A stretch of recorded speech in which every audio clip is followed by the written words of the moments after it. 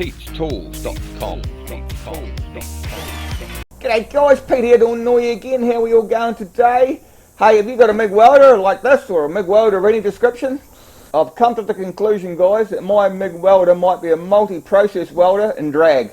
That's what I reckon anyway. What Pete's going to do today is see if we can weld another process with this welder without modifying anything at all.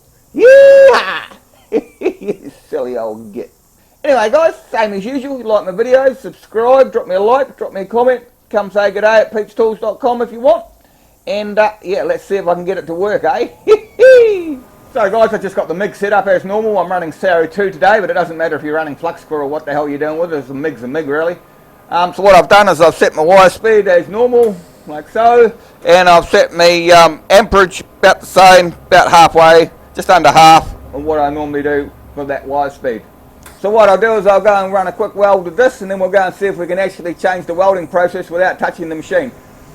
So what we'll do guys is we'll just run a quick bead along here just so I can show you that the machine's running properly. Now kick it in the guts, Pete. Yeah!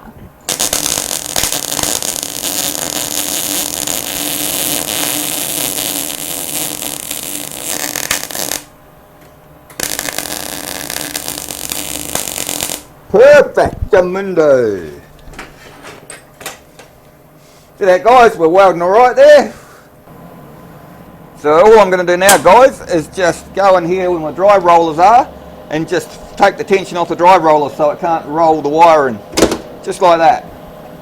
So now guys, you see the wire's not coming out, but if you listen you can still hear the CO2 coming on and off. Hear it? So all I'm going to do now guys is just take the nozzle off this old torch, grab my torch, and I happen to have a vise on my steel bench, so instead of clamping it to the bench I'm just going to screw it in the vise like that. Actually I'll put it down a bit so it doesn't pull on my torch. So well, we've got the vise done up here onto the contact tip here, and then if we swing back around here,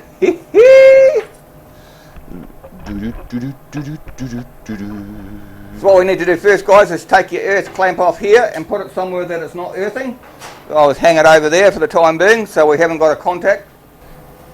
And then what you need to do guys is just come over here, and your switch on your trigger here needs to be on. What I do is just get a bit of wire and just tie it up so it's on. And if the wire doesn't break, flux core wire guys, it's quite brittle. See that? We won't use flux core wire.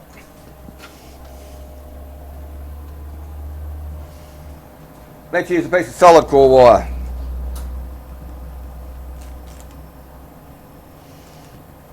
Like I say, unless you've got 3 hands, you can just do it manually, but I haven't got 3 hands. Right, so we've got the torch on here. Next thing you want to do guys is grab your welding rod like so.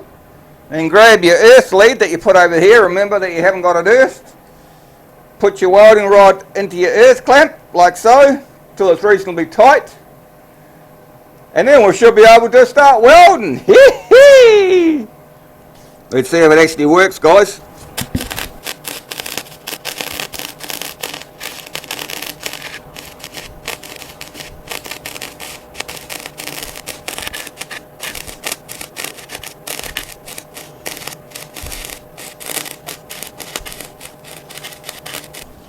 What do you reckon?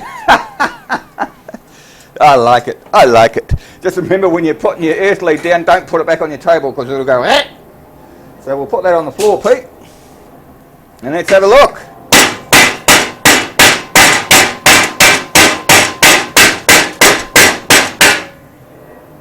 Ugly as sin, but it sure worked. So guys, that was just my little experiment for the day. It does work. Might not be perfect, but it certainly works. So you might have a multi-process welder and you didn't even know it. Well, Pete didn't know it anyway. I mean, it's up to you if you want to try it. I wouldn't recommend doing it. It might bugger your machine, but what the hell do I know? Anyway, guys, same as usual. You like my videos, subscribe, drop me a like, drop me a comment. All I've got to do now, guys, is figure out how I can TIG weld with the old MIG welder, and we'll be set. Anyway, guys, see you next time. Bye. pete'stools.com.